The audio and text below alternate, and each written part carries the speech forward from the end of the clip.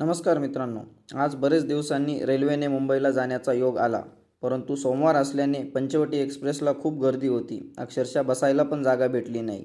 त्यामुळे या दरवाजात उभे राहून नाशिक ते ठाणे प्रवास करावा लागला. ठाणे स्टेशनवरती थोडा निवांत वेळ मिळाला तर तिथली गर्दी बघून मनात विचार आला, ही गर्दी नसून लाखोंच्या संख्येत आपली वेगळी ओळख निर्माण करण्याची प्रत्येकाची धडपड आहे. त्यातलाच मीही एक. ठाणे ते पनवेल लोकल पकडली, पण यात पण गर्दीच भेटली.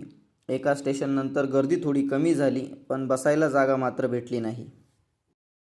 बदलापूर येथील या ऑफिसमध्ये आपलं काम होतं, परंतु काही शासकीय कारणास्तव भेट होऊ शकली नाही. पुन्हा एकदा लोकलचा प्रवास करत लोकलच्या दारात उभा राहून ठाणे स्थानक गाठले. सरते शेवटी पुन्हा नाशिकच्या दिशेने प्रस्थान केले. एवढ्या लांब येऊन काम पूर्ण न झाल्याची निराशा मनात होतीच, पण मोठ्या मोठ्या शहरात छोट्या छोट्या गोष्टी होतच राहता अशी मनाची समजूत घालून पुढील आठवड्यात नवीन उमेदीने पुन्हा मुंबई येऊ असे ठरवून नाशिक शहर गाठले.